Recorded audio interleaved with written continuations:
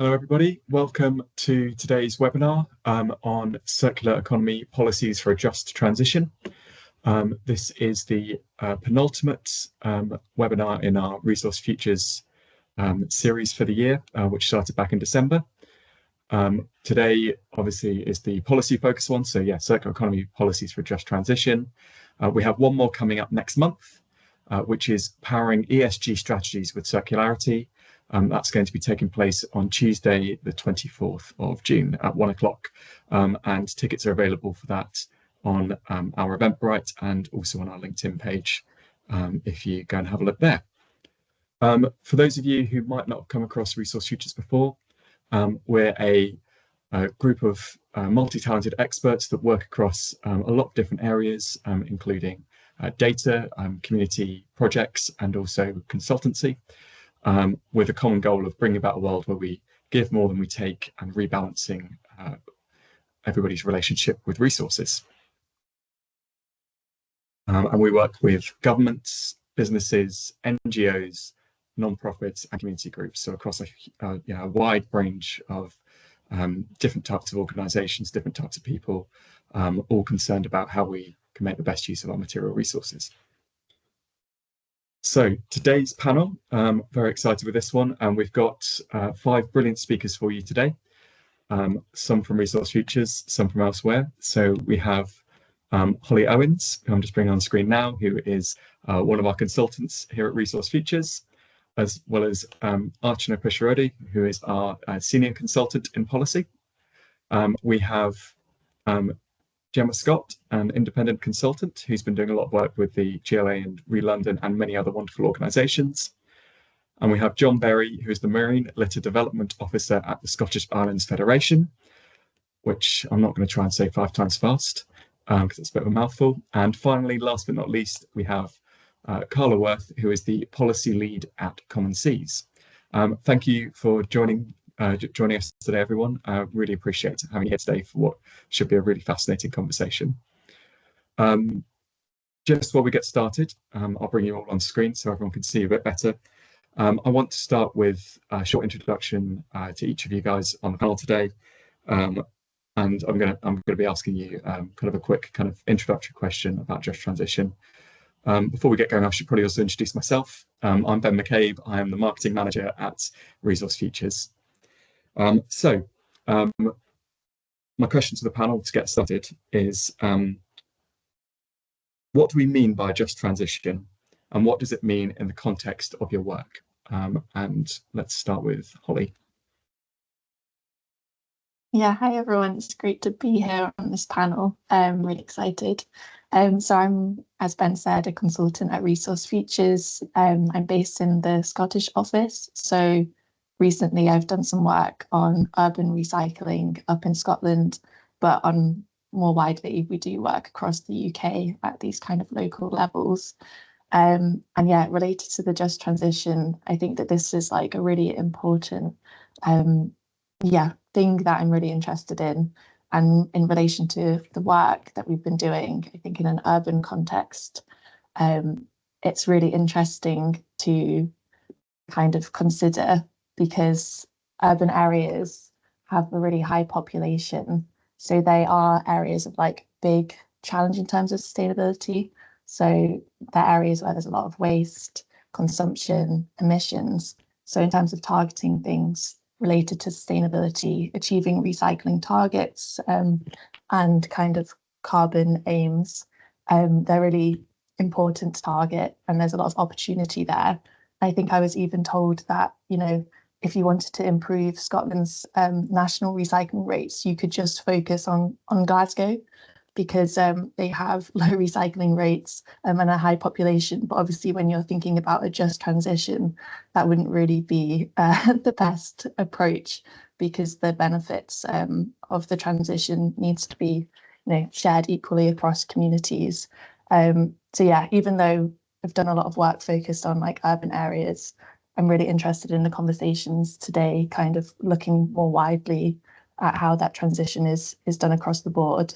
But yeah, I just wanted to mention as well, one last thing related to the just transition in an urban context in the work we've been doing. I think a big thing that needs to be understood and considered is the urban inequality within cities. So yeah, whenever we're looking at that kind of local governance, it's thinking about how to transition fairly to more sustainable, greener cities, and how that's done with the residents of the city as well. Brilliant. Let's stay with the Scottish focus. John, would you like to go next? Thank you, Ben. I feel very privileged to be here. I'm with Scottish Islands Federation, as Ben said. I am based up in Orkney, one of the Northern Isles, and what we're busy with up here is trying to deal with marine litter. We've developed a framework over the last couple of years, and that's essentially looking at a model whereby we can actually manage what we have coming in with annual storm inundations, and certainly trying to deal with some of the big challenges which everybody tends to ignore relating to waste management. And I think that whilst we are very, very focused on getting things done on the ground, one of the really important things that we're trying to do is to keep this longer term ambition for a blue economy vision in constant sight. So that's where I'm coming from. I look forward to having a further exchange with you. Brilliant. Thank you, John. And then I believe dialing in from DC, Carla, would you like to give a small introduction for us? Yes, please. Thank you so much for inviting me today. My name is Carla Worth. I'm the policy lead at Common Seas. So we are an international NGO whose mission is to stop the flow of plastic pollution. So as policy lead, I work in our government partnerships program, and lately working really exclusively with small island developing states, or SIDS. And there's a lot of reasons why we work with SIDS. These countries, they're disproportionately impacted by plastic pollution, despite contributing really little to the problem. I think it's less than 2% of mismanaged waste globally. And so they're very vulnerable to this, what we call triple planetary crisis. So the environmental crises of pollution, climate change, and biodiversity loss. But at the same time, they're a very interesting group of countries to work with, because they're custodians of nearly 30% of our world's oceans. And, I believe that they're a distinct group of 39 countries. And so they hold quite a strong proportion. I believe it was 30% of the UN voting power. So this allowed them to play a key role in establishing this 1.5 degree target in the Paris Agreement. So for us, in terms of a just transition, we recognize that SIDS, or these small island states, they are vulnerable, but they're also very important on the world stage. So for us, when we talk about a just transition in our work with SIDS, we think of it more in this more kind of global context. So including and advocating for the rights and the needs of small island states in the development of this global plastics treaty that's currently being negotiated on plastic pollution. So one that is fair for everyone and that it does not disadvantage SIDS. So it's really interesting for me to be on this panel today. So even though SIDS, it might seem like a very niche or a specific stakeholder group, they actually face a lot of the same challenges and characteristics that I think will be discussed in today's panel around the rural context. So thanks again for inviting me. Yeah, 100%. Looking forward to unpicking that. Gemma, would you like to go next? Thanks very much, and thank you for inviting me, Resource Futures, as well. So I'm Gemma Scott. I'm an independent consultant, and I've been working in urban recycling for over 20 years now. And more recently, I've become a technical expert in researching recycling in high density urban areas, so such as flats above shops. For me, a just transition means delivering circular economy in ways that are both socially equitable, but as well being economically viable and sustainable over the long term. Given my focus on flats and the provision of recycling and waste services to flats, for me, this means ensuring equal participatory access to kind of high quality services that are value for money and maintained to a high standard, and that they continue to be used over time, but making all of this happen through grassroots design and ongoing communication with local stakeholders as well. So that's me. Brilliant. Thank you, Gemma. And finally, Archana. Thanks, Ben, and it's great to be here. So yeah, my name is Archana Pisharody, and I'm a senior consultant at Resource Futures. I've got experience of working in India and in the UK in waste management. So I've got a broad focus with looking at municipal waste management strategies and sort of analysis in general, and also with plastic waste. More recently, in the context of a waste management policy called the Extended Producer Responsibility Policy, which many of us would know about, we've been looking at the Scottish rural and remote context. So it's quite interesting to have John and also Carla's sort of global insights there, because my work's been focused on the Scottish Highlands and Islands, understanding the implications of implementing this upcoming policy in these areas, which by just the nature of their geography and location, they face unique considerations and challenges. So the study was looking at understanding those and what that means in the context of having implementing these policies in a just and fair manner. So I think for me, quite overlapping with what Gemma was saying, the just transition really meant making sure that the policy or the change that was being introduced and implemented was done in participation with, as well as in a manner that benefited the stakeholders. So both the local authorities, the communities they serve, and it was sort of understanding from them what they needed and how it could be done. So, looking at solutions and possibilities that came from them, understanding their local context. So yeah, looking forward to today's discussion in that context. Brilliant. Thank you, Archana. We will be recording this session, and it will be available for anybody afterwards. So if a few people have just dialed in, if you've missed the first few minutes, we'll be sending you a link to it in the next couple of days. So you'll be able to catch up on the beginning if you've missed anything. And if you have any questions for our panel during the discussion, please pop them into the Q&A section. I'll be keeping an eye on that, and I'll make sure that we pose any particularly difficult ones to the panel and really test their knowledge at some point during this discussion. So let's start with where Archana left off with the Highlands and Islands, which is obviously a particularly challenging area when it comes to delivering recycling and waste management services. What are the potential risks and opportunities that these communities face in the transition to a circular economy? And let's start with Archana on that one. Thanks. So I guess in terms of the positioning of these islands, because of where they are, as you can imagine, being an island means that getting things in and off the island itself it works very differently to a local authority or area within the mainland. So the things we found through our discussions was looking at the availability of local infrastructure, the availability and access to waste management services on waste management infrastructure within these islands, because waste has to move between islands and the mainland quite often. So they have to rely on ferry transportation. And then even after they get onto the mainland, they have a fair distance to travel.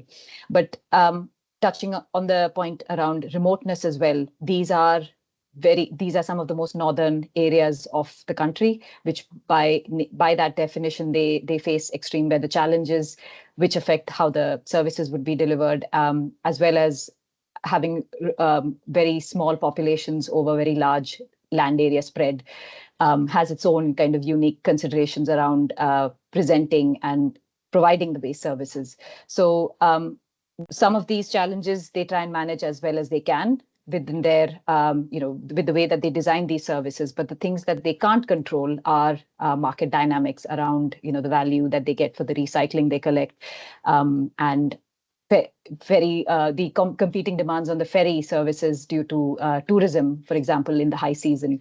So there's quite a few competing demands on these services in these areas. And as John mentioned, the waste doesn't come from what they're generating, it also comes externally. There's marine litter that they have to face as well.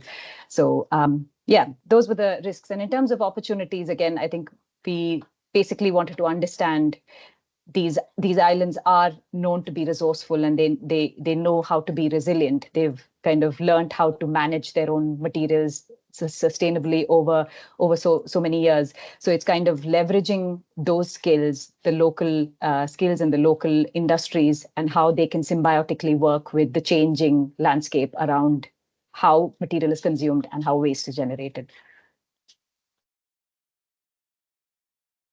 Yeah, absolutely. And I believe, yeah, I imagine, John, being based up in the Orkneys, you can probably provide some sort of first-hand evidence on how that, how these challenges actually affect communities.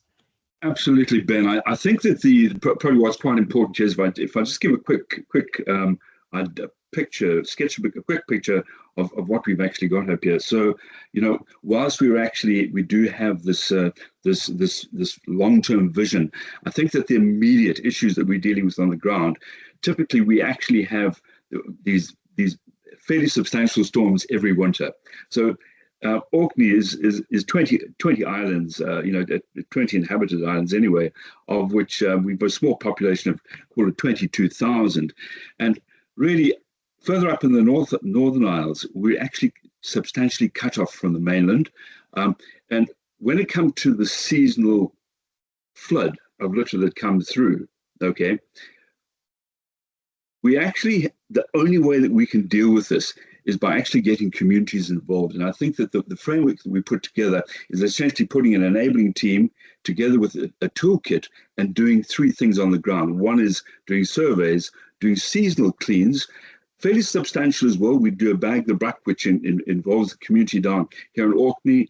Up in Shetland, they have Devoredup, which comprises about 20% of the population, 200 groups.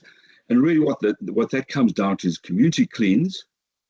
And then at the end of it, we actually still have storm debris, which is in isolated areas, which needs fairly strong work parties to get involved. On top of all of that, we're doing quarterly surveys. But at the end of this, we do these cleanups. Everyone gets patted on the back. And at the end of it, we actually still have a significant waste problem that we have to deal with. Now, I think that if we just were to look at our big picture here, without looking at what we want to achieve in the long term, what we really need to do is get proper community engagement within small island communities, which are often disconnected from one another. And at the same time, we need local authorities to deal with a bigger problem down the line. So that's the picture that we have. And I think that really what comes out here with just transition is our need for island proofing. It really emphasizes the absolute need for making sure that communities actually work together. And how does that kind of tally with the experience that you guys have had with smaller island communities in your work colour? Well, if I were to just sketch out a bit further, we have a small island of North Varanasi. In essence, this is 72 people. Okay, they've got a 20-kilometer perimeter, which has the seasonal inundations. They have, with the small population, probably a dozen people who are able-bodied, and with group dynamics as they are, if there are two particular individuals in the same room, any initiatives that are on the table fall apart. We have other instances where you have two islands of similar size. They're very different in character, but the truth is that they have got their own unique ways of actually localized solutions for dealing with what we've actually got. The example that we have right now is recently we've actually had a group of volunteers who've come through from Norway, and really what they do is they've actually given us quick impetus. They worked across communities, cleared out a significant amount of litter, done proper surveys, and they've left. And all it does is it's allowed us to actually build this framework which we can potentially treat as a scalable model which we can repeat and potentially sustain elsewhere in other island groups. Yeah, cool. Thanks, John. Let's move over to Carla for a second. How did, obviously, Archana and John have painted quite an interesting picture of how that all fits together in the Scottish Islands. How does that tally with the experience that, the island communities that you work with, and the challenges they face? Yeah, absolutely. Thanks, Ben. And I really liked what you said, John, about island proofing policies, because that's exactly what we aim to do at Common Seas, is working with islands that that we partner with to kind of proof their policies and make sure that they're relevant and they're kind of able to work with the context that it's in. And as you say, there's a lot of similarities actually with the kinds of work that it sounds like you do and the characteristics you're working with. I mean, definitely the challenges of remoteness, of small populations, really challenging market dynamics. But I think the maybe additional layer of challenges working with small island states where their own insular country is that they also have to grapple with waste shipment regulations between countries. So even though the distances might be small between island countries, the regulations that they must comply to with the Basel Convention add, barriers and lots of challenges for trading and trading that waste. And then there's also the challenge of different languages within the same region, very different cultures. So it adds a layer of complexity. So it's a very kind of interesting group of countries to work with. And then I also just wanted to touch on your point around the cleanups and how getting the communities involved for that is really important. And I really agree. And I think, especially the data that kind of work provides, because the data picture for these rural settings is either poor or bad or worse. Or I can't remember what the expression is, but in the case of small island states, upstream action is also really important and something that we really prioritize at Common Seas, because like where in the Scottish context, the Highlands might benefit from the impact of policies made at the Scottish government level or the UK government level, in terms of those like bans and things like this. The islands really have to work together, or have to work to develop those upstream policies themselves. So there's some similarities, but I would say also some additional challenges with working with the small island states. Amazing. Thank you, Carla. I'm aware that we could probably talk about islands for the entire hour, so let's make sure that we're moving on relatively quickly. So I guess moving from one type of island to another in very highly dense urban populations, which I guess are an island of their own in terms of how they're dealt with. So very obviously, it's a different struggle, but there's a lot of maybe parallels between the two, and a struggle in high density urban areas of struggling to provide equal access to high quality services. Holly, do you want to talk about what the specific issues that these geographies tend to encounter might be? Yeah, definitely. It's funny actually, John, hearing you speak about in Scotland the issue of these storms, because in our research in cities in Scotland as well, the issue of wind repeatedly came up, and people saying, why are our bins not fastened down? They're blowing around everywhere. So I guess in typical UK fashion, the weather is a challenge maybe everywhere in different degrees.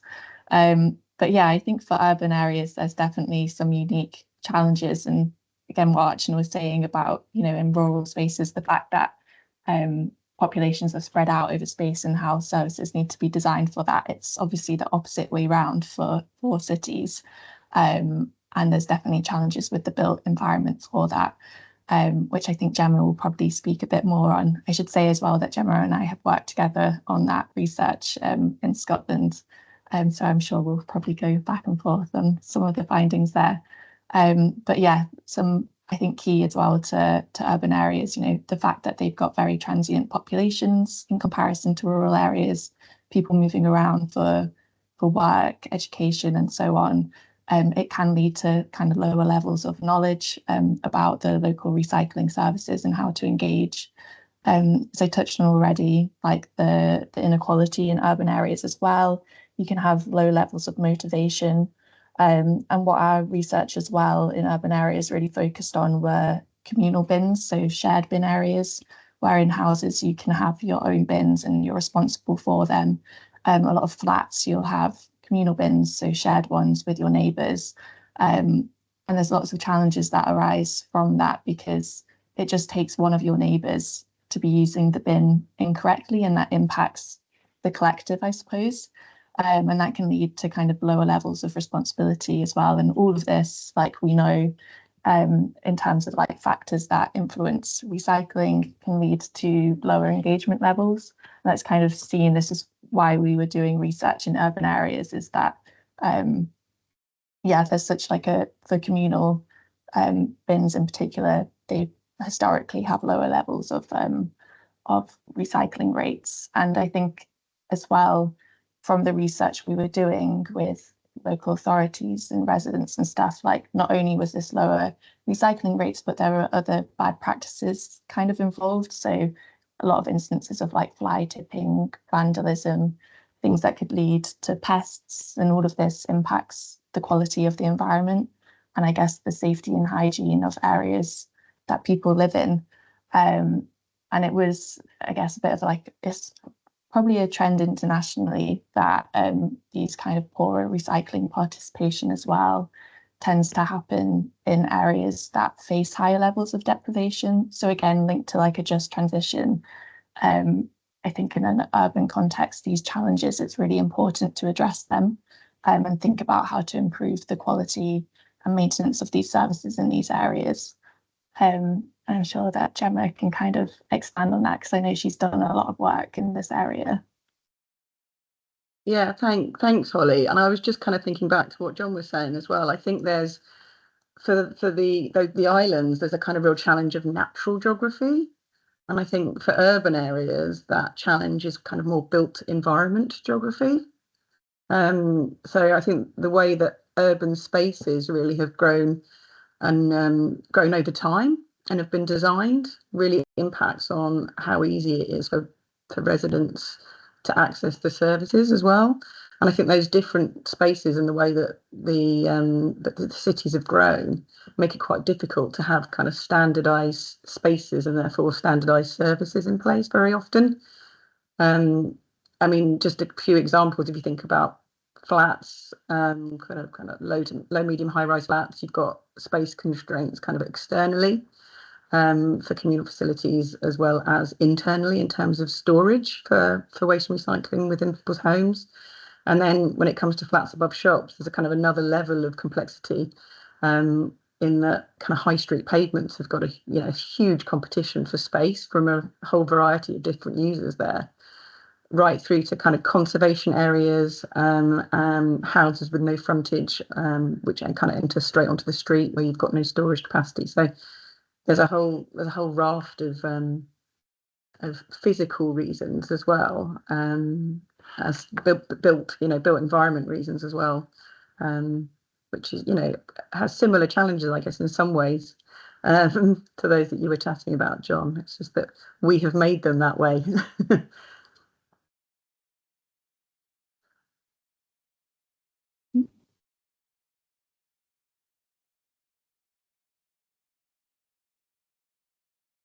You're on mute, Ben. I'm on mute. Oh, sorry about that. It was going to happen to one of us, wasn't it? Obviously going to be me at some point. So yeah, sorry, Gemma, just to kind of come back what you were saying. Yeah, obviously that's, we've outlined a lot of very niche, very individual kind of localized issues that kind of affect kind of successful policy implementation. And there is that kind of tension between having to create policy that is on one hand very consistent and very blanket for the whole, one policy that covers everyone, and on the other side, a lot of little kind of local considerations that are, that are quite challenging to overcome. To what point is it important for us to be looking to find these localized solutions when designing policy interventions? What opportunities are there where we can kind of tap into kind of that local knowledge and resourcefulness to really kind of help policy become effective? Who would like to take this one? I can go first. Cool. Yeah, I was quite interested. I was picking up on a few various sort of challenges and opportunities that we've been discussing. So one of the things for us as well is around, because extended producer responsibility is all about making the generators of the waste more responsible in how they use materials so that there's less waste produced. So we're kind of pushing it back to producers, but again, also in the way that we as consumers consume resources as well. So for us, it was interesting to find or understand to what extent these are, the focus areas that we were looking at, the islands and highlands, what extent the local authorities and communities have the power to kind of influence that policy and make it tailored to what they need? Because there's obviously, as a policy, it's going to kind of have it's going to be implemented over the country. But it's about that standardization that Gemma's talking about, to what extent do you want to make it blanket standardized or have enough flex there so that the local areas that are so unique can adjust it to their requirements without also allowing the loopholes to be used or misused in the same way.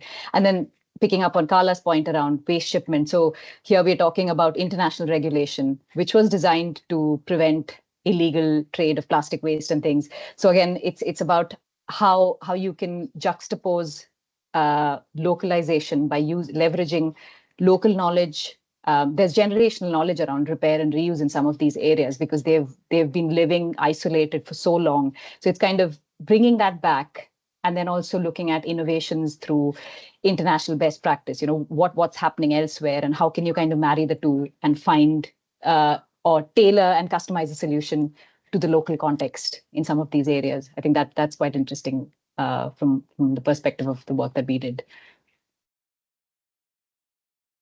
Maybe I can jump in, Ben, on that, just because I was so happy to see that report that you guys wrote at Resource Futures about the extended producer responsibility and its application in the Highlands and Islands, because it's something that we are also actively looking into at Common Seas for the topic of EPR, specifically for SIDS. So, and talking about, a policy that maybe works in many contexts, but needs to be localized for specific characteristics. So through our work with our SIDS government partners, we found that the traditional way of implementing extended producer responsibility is not really suitable for the SIDS context, because in many cases there's just no production on island. They're entirely import based.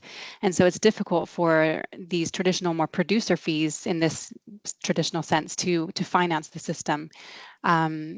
Particularly, I think, as the cost for end-of-life management is so much higher due to the large distances and small volumes of many of the same challenges, I think, that you found in your report, Archana.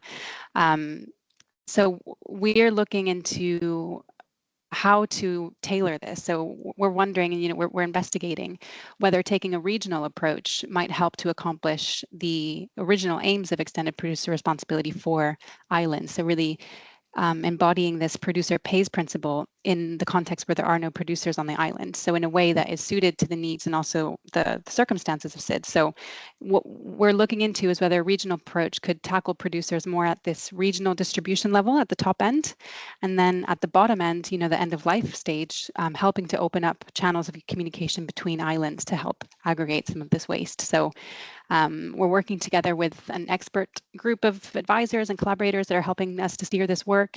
And we've got representation across the Caribbean, the Pacific, and the Indian Ocean to help develop this report, which we'll be launching later this year. So as I said, we're looking to see how we can adapt extended producer responsibility to develop something that works better for islands. So looking into questions like how to fairly allocate fees from regional brands and distribute those within the countries in the region, how to ensure fair representation and in what would be something like a regional body administering the system, and also how to enforce such a system to avoid loopholes, but in a fair way. So I think this is an example of a just transition, considering SIDS needs and the design of a policy mechanism whose merits are widely accepted in many other countries. And it's recognized not just by countries, but also by brands as, one of the only kind of proven and likely pathways to ensure this dedicated and sustainable financing, which is a really big challenge for SIDS that mainly rely on kind of grant funding. So basically, making these benefits and these merits which are accepted, accessible and possible also for the rural kind of SIDS context.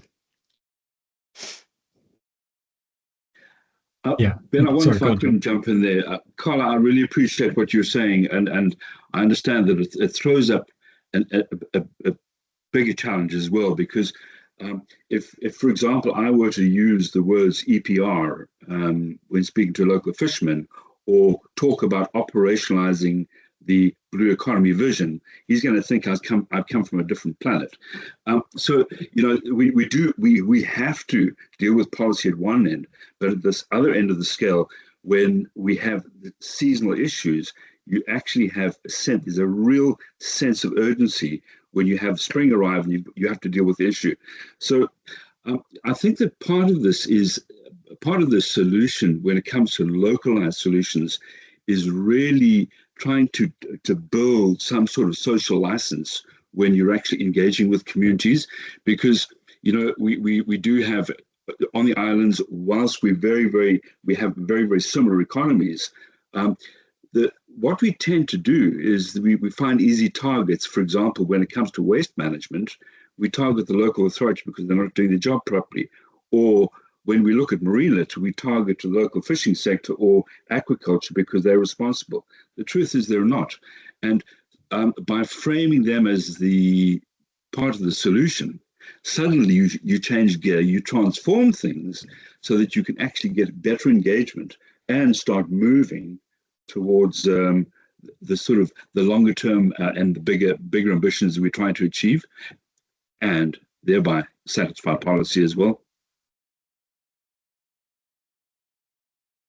Yeah, and particularly that kind of that language side of it, the language we use when trying to engage people with it, and particularly when you're wanting people to change their behaviours, that can be a really a really important part of the puzzle. I was looking at one of the projects we've recently completed in Blackburn with Darwin Borough Council, where there is kind of quite an urban population, but also quite a lot of residents who don't speak English as a first language, and actually the messaging wasn't cutting through with the existing communications because it just was talking about things that just didn't actually match up or mesh with the lived experience of the people living within the borough.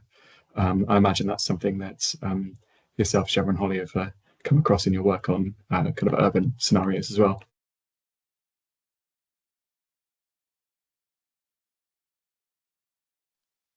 Yeah, I think it's really important that you kind of know who your stakeholders are, and that you're speaking. I don't mean this literally, but like you're speaking their language.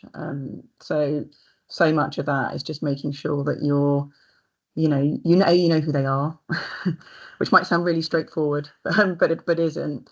And then that you're speaking to them or you're approaching them in a scenario that they're comfortable and happy to kind of speak to you in. And we've certainly on the 3 quite large research projects that I've done in flats and flats above shops in London, understanding and really getting under the skin of residents' lives, for example. So through something called ethnographic research. So really in-depth, asking people all about their lives and how recycling and waste management, for example, fit or don't fit into that. And going right through to things like having, with permission from people, but having cameras in people's kitchens to kind of really unpick what their behaviours are on a day-to-day basis, so that then we can look to put solutions in place that help to either enhance that behaviour or change that behaviour in a certain way. And I think one of the things that we found really interesting is that very often somebody will be very diligently recycling, but then when they come to say, I don't know, for example, like a cat food tin or something that's quite yucky, smelly, in some of those videos they go straight into the residual bin because they don't want to have to deal with them. So it's kind of understanding those different ways of how people think, and then how you can respond through kind of solutions. But yeah, I wonder if I could just sorry, Holly, but please continue there. Yeah, it's just to kind of build off that and pull in like Carla's point around the finance as well. Like, one thing that came up when we were speaking to one local authority was they said, we know that we need to do more communications. We know that that's like a gap currently that we have, but we could do a communication campaign with one building 1 year, and the very next year, 70% of the residents might change, and we need to go through and do that again. So I think that kind of challenge with like these interventions, the finance for them is a real challenge, I think, for local authorities to really target the specific challenges. Yeah, that question of finance and getting the right amount of money to improve the quality, I think, is difficult, and will be interesting to see how, yeah, especially with EPR, how things might change or evolve.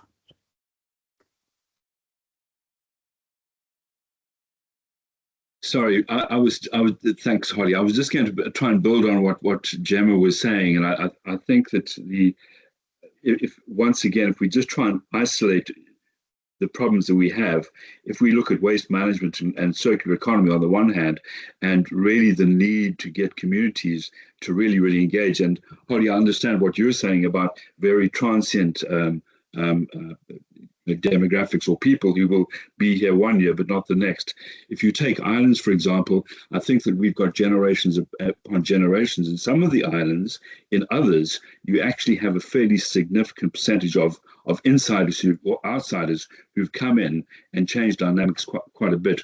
But I think that really what we've found, certainly our experience up here has been that we used to have a really strong sense for doing beach cleans and doing community cleans, which is called Bag the Buck in Orkney. And as I mentioned in the introduction, we have Devore Red up in Shetland.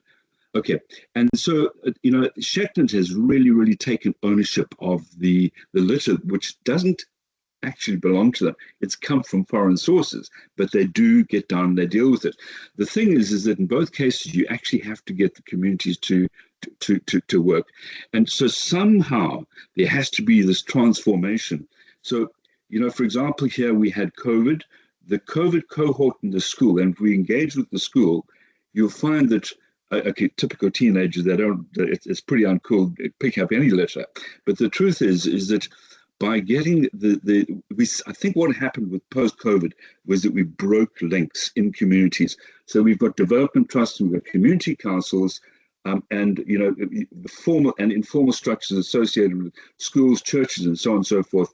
But these are broken, and really what has to happen now is we have to re-engage and transform the way that it's happened, the way that things have sort of degraded over the last few years.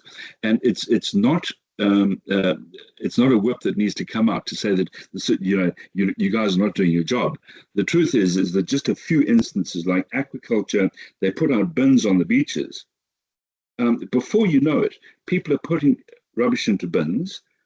The beaches are getting cleared, and it's not long before people are starting to adopt their stretchers. So suddenly you've gone from beaches which have degraded and become traditionally dirty just by putting a couple of steps in place, a few things in place, a few fresh engagements. Suddenly you actually do have a transformation.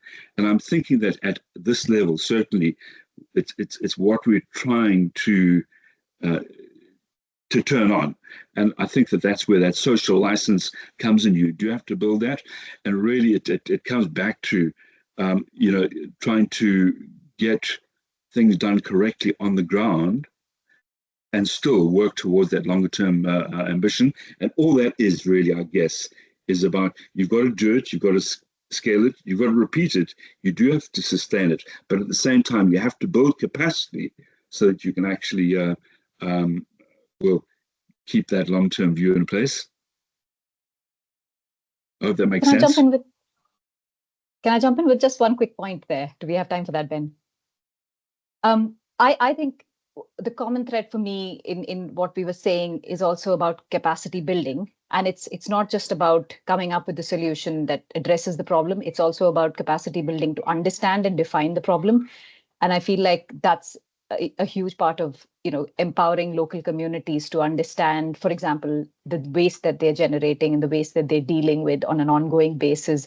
And I feel like if there's an area where you could have standardized systems and processes, it's kind of having for a lot of the work that I do involves needing data on waste. So there's a lot of quantitative and qualitative data that we need to keep gathering. And if there were systems to record these and monitor these on an ongoing basis, you'd kind of cut the work in half by having that information available to inform the decisions and the solutions that need to be produced. So just as an example there, we've got there are these global studies on plastic waste in different countries and things. So as part of that, as part of the Basel Convention, which regulates international shipments of waste that Carla was mentioning, we've developed a toolkit that measures plastic waste in different countries. But the point of that toolkit is to make sure that that's actually being used by local groups and local experts rather than somebody external coming in and doing the work for them. And it's to kind of encourage countries to put in place to monitor those, the amounts that they're generating and managing on an ongoing basis. So I feel like to kind of counter that transient population problem, there's also having that data that's underlying all of this. Somebody's sort of gathering it, the authorities or the systems underlying these places. And I feel that, that's quite important for the work that we've been looking at and coming up with those policies and informing policy making. I'll just jump in there, Ben, actually, just following on from Archana there. I think one of the quite significant issue within or the challenges that we face within certainly high-rise buildings within urban areas is the lack of data. And I know, Holly, a couple of projects that we've worked on, we've seen this, just good quality data for kind of the authority as a whole. But when it comes to really drilling down and understanding performance or contamination or composition, certainly for those really high density properties, there's a real lack of it out there. And also that has a big impact in understanding what the cost of that is too. So it'll be interesting to see with the introduction of PEPR and the efficient and effective collections, how we kind of deal with that lack of data going forwards, and whether that actually pushes kind of a change in the quality of data that we end up having to go after. I wonder if I couldn't jump in there again, Ben, just in support of what Jem is actually saying with respect to data, particularly on litter as well. Certainly in our experience, what we've found is that Marine Conservation Society has about 2 decades worth of data. Okay, and really what that's doing is it's monitoring trends, looking at changes in volume and composition. And I think that those changes in composition are really, really critical, because that allows us to inform policy further down the line.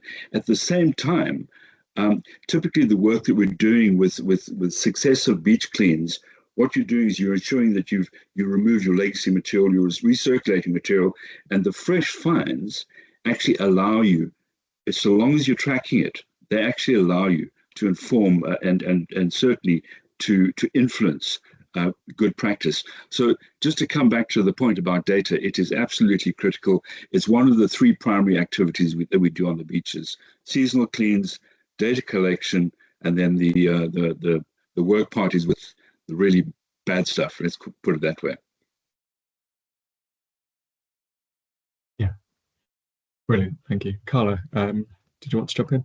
Well, just to reiterate, I think that this is a common thread for all of the panelists today, that the data for us as well, it's the kind of fundamental starting point that we have when working with our government partners, is that we use our tool Plastic Drawdown to develop a picture, a waste flow diagram, collecting all the disparate sources of data that exist on consumption, on imports, on waste management, to develop a picture to try to illuminate, what could be some policies to target those areas where we're seeing hotspots of leakage. So absolutely, just to agree with the panelists. Brilliant. So we've had a couple of comments come in. One of them was around kind of our panel's experience of tackling some of these issues from the community level up, rather than from the policy level down. Would anybody like to kind of answer to that one at all? It's Ben. I think that it is of the problems that we have. If we've got waste management, the second one is really trying to get that engagement with communities and getting it back up to a point where we can actually realize our ambitions. So if I were to say what the real challenges are for us, certainly that waste management, but number one, it actually has to be reinvigorating communities to get the work done, and it comes down to social license, I believe. The people certainly on these isles, a lot of them have been here for a long, long time. We might have lost a bit with COVID. We've got to figure out ways to get things reactivated. Yeah, totally agree with you. And it's obviously with the communities section of what we do in Resource Futures, that's a big part of the work we're doing, particularly with our community action groups that we run in Devon and Somerset, trying to bring different community groups across the counties all together to work on all these different issues, you know, because each of them has their own specialism, but often they're in isolation from each other. They don't, you know, when we can help them work together, when we can help them find the sources for the funding and the support they need, you know, we've seen some really, really impressive efforts over the kind of nearly 30 years or so that we've been running CAG networks, you know, just kind of bringing people together across the country and across the counties, across regions to kind of work together and bring those communities into kind of more of a more of a wider movement than just lots of isolated people working alone. You know, that's a very important kind of counter element to the top-down policy. Gemma, you look like you want to comment on this.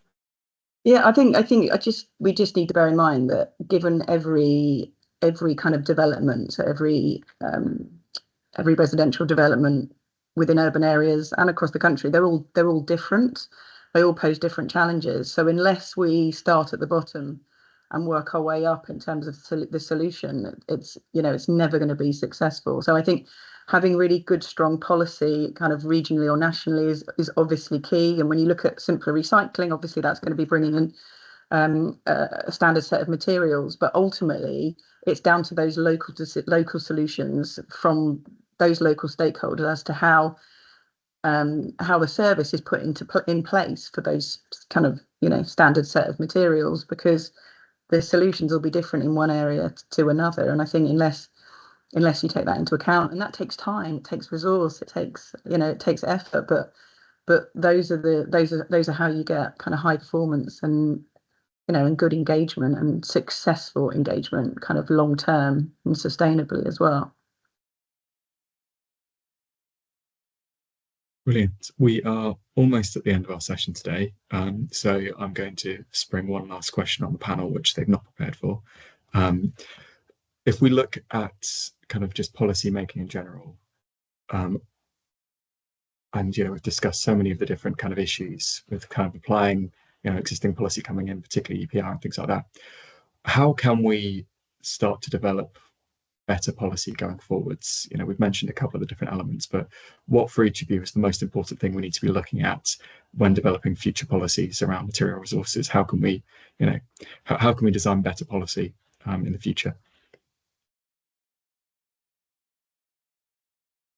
My suggestion is work with communities as opposed to suggesting here's the solution. Go for it.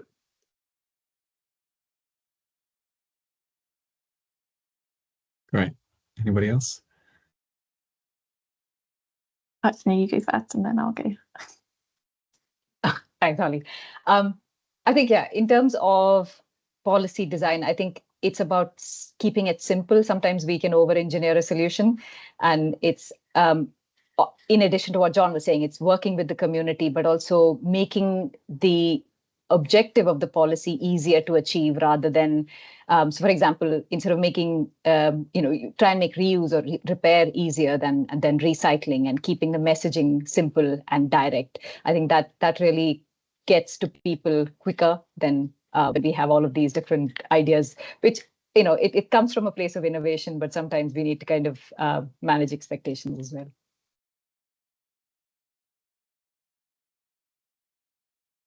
Yeah, I think we've covered like a lot of important points for me related to the policy question. So, you know, to reiterate again, the importance of data for developing good policy, I think as more nuanced policies are introduced, you know, that's even more important for kind of understanding impacts on changing materials, potential unintended consequences. And yeah, so how that policy frameworks kind of works together. That granularity of data and getting more granular data is really important. Also understanding, you know, that where you're investing the money in, that it is actually leading to improvements. I was so surprised by the amount of, local authorities that we would maybe speak to who would introduce something, but then didn't necessarily weren't measuring whether it was leading to improvements. I think was quite challenging for understanding best practice. And I mean, to give an example as well of going back to that kind of local versus that need for a kind of policy direction, I guess we always kind of refer back to Wales as a good example for recycling practice with their collections blueprint. And I think they really set the tone in the UK for, you know, introducing policy to improve consistency, which really is needed. And that's what we kind of was finding up in Scotland. You know, there's a lot of like confusion that can come from a lack of consistency, and so forth. So that really does need to be like driven forward. But they also do bring in flexibility. So, you know, local authorities can apply and defend doing something differently if it doesn't work for the local situation. So having that flexibility inbuilt, again, that brings in the data of like needing to show why a different approach suits that local context.